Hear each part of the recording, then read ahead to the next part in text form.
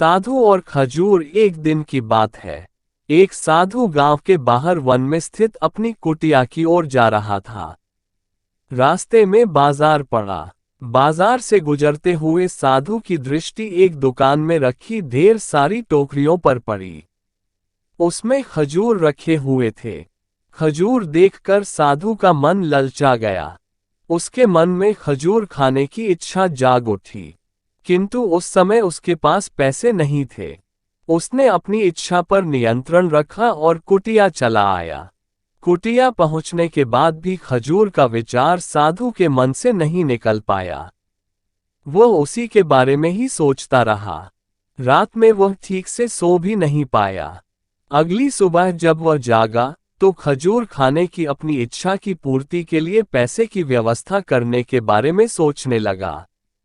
सूखी लकड़ियां बेचकर खजूर खरीदने लायक पैसों की व्यवस्था अवश्य हो जाएगी। ये सोचकर वह जंगल में गया और सूखी लकड़ियां बीनने लगा।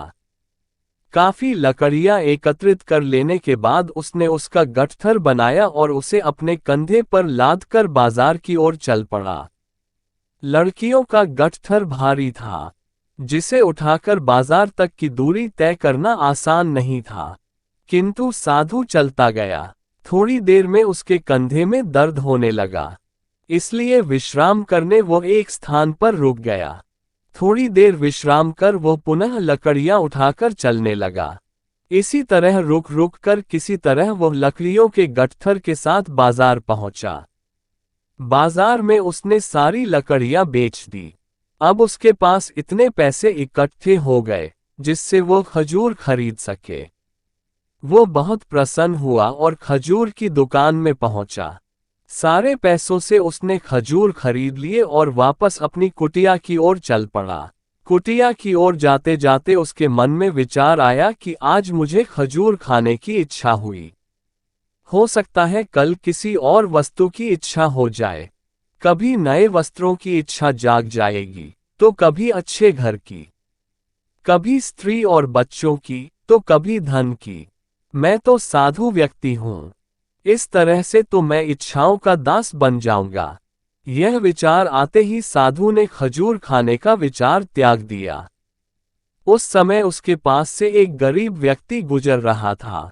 साधु ने उसे बुलाया और सारे खजूर उसे दे दिए। इस तरह उसने स्वयं को इच्छाओं का दास बनने से बचा लिया। सीख: यदि हम अपनी हर इच्छाओं के आगे हार जाएंगे तो सदा के लिए अपनी इच्छाओं के दास बन जाएंगे। मन चंचल होता है, उसमें रह रहकर इच्छाएं उत्पन्न होती रहती हैं, जो उचित भी हो सकती हैं और अनुचित भी। ऐसे में इच्छाओं पर नियंत्रण रखना आवश्यक है। सोच विचार कर इच्छाओं के आंकलन के उपरांत ही उनकी पूर्ति के लिए कदम बढ़ाना चाहिए, तभी जीवन में सफलता प्राप्त होगी। हमें इच्छाओं का दास नहीं बनाना है, बल्कि इच्छाओं को अपना दास बनाना है। दोस्तों, आपको यह मोटिवेशन कहानी कैसी लगी? ऐसी ही मोटिवेशन स्टोरी के लिए इस चैनल को लाइक कर दीजिए, शेयर कर दीजिए, सब्सक्राइब कर दीजिए, ताकि आगे भी आपको ऐसी वीडियो मैं लाता रहूं। धन्यवाद।